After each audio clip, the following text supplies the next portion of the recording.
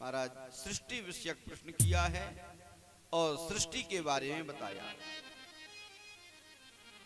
श्री सुखदेव जी महाराज कहते हैं कि हे राजन, सबसे पहले भगवान नारायण की नाभि से कमल उत्पन्न हुआ।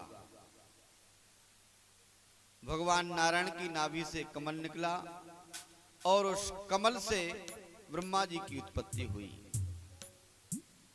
ब्रह्मा जी की जब उत्पत्ति हुई उस कमल से, तो ब्रह्मा जी ने चारों तरफ देखा, कहीं कोई दिखाई नहीं दिया, सब जगह जल ही जल दिखाई दिया।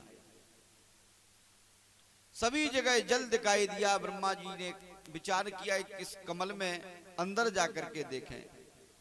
कमल की नाल में ब्रह्मा जी गए, लेकिन फिर भी ब्रह्मा जी को कुछ भी नहीं मिला। तब एक आवाज आई है, तप करो तप करो। तब ब्रह्मा जी ने घोर तपस्या की। इसीलिए कहा गया कि तप बल ब्रह्म रचहि संसारा। ब्रह्मा जी ने घोर तपस्या की, तब भगवान नारायण के दर्शन हुए और भगवान नारायण ने ब्रह्मा जी से कहा कि आप सृष्टि की रचना करो। ब्रह्मा जी के पहले 5 मुख थे, लेकिन एक झूठ बोलने पर ब्रह्मा जी का एक मुख भगवान शिव ने काट दिया। अब हमारे इस लोक के जो ब्रह्मा हैं वो 4 मुख वाले हैं। भगवान के यहाँ अनेक लोक हैं, एक लोक नहीं है। सब लोग पढ़े होंगे, रामचरितमानस में लिखा है, रोम रोम प्रतिलाग रहे कोटि कोटि ब्रह्मांड। एक रोम में भगवान के करोड़ों ब्रह्मांड हैं और हर ब्रह्मांड का अलग ब्रह्मा है। तो महाराज आज ब्रह्मा जी से कहा भगवान ने कि सृष्टि रचो। ब्रह्मा जी ने सृष्टि की रचना की है। सबसे पहले ब्रह्मा जी ने 10 पुत्रों को जन्म दिया, जो 10 ऋषि हुए हैं, कर्दम आदि।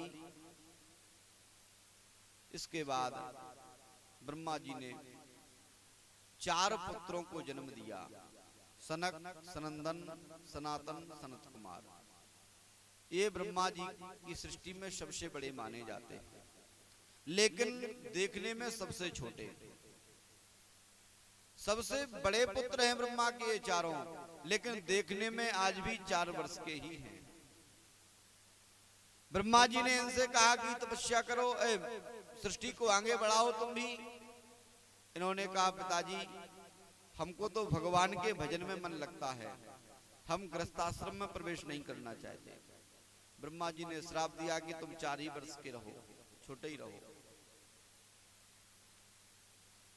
फिर ब्रह्मा जी को क्रोध आया। जब ब्रह्मा जी को क्रोध आया तो ब्रह्मा जी की भुएं से एक रुद्र प्रकट हुआ। ब्रह्मा जी ने उससे कहा कि सृष्टि की रचना करो। भगवान शंकर प्रकट हुए हैं। भगवान शिव से कहा ब्रह्मा जी ने कि आप सृष्टि की रचना करो। तो भगवान शिव ने विचार किया कि अभी अभी मेरे बड़े भाइयों ने मना कर दिया, और यदि मैं भी मना करूंगा तो पिताजी नाराज हो जाएंगे। अब तो भूत प्रेतों की सृष्टि बनानी प्रारंभ कर दी। भगवान शिव ने भूत प्रेत बनाए। रोने का हमको भूख लगी है।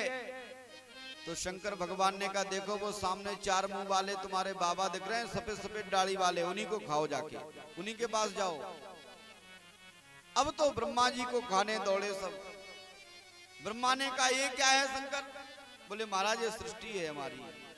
ब्रह्मा जी ने कहा तुम रहने दो, तुम सृष्टि नहीं बनाओ। भोले बाबा बड़े प्रसन्न हुए, कहा मैं तो यही चाहता था, यदि सीधे सीधे मना करता तो आप नाराज हो जाते।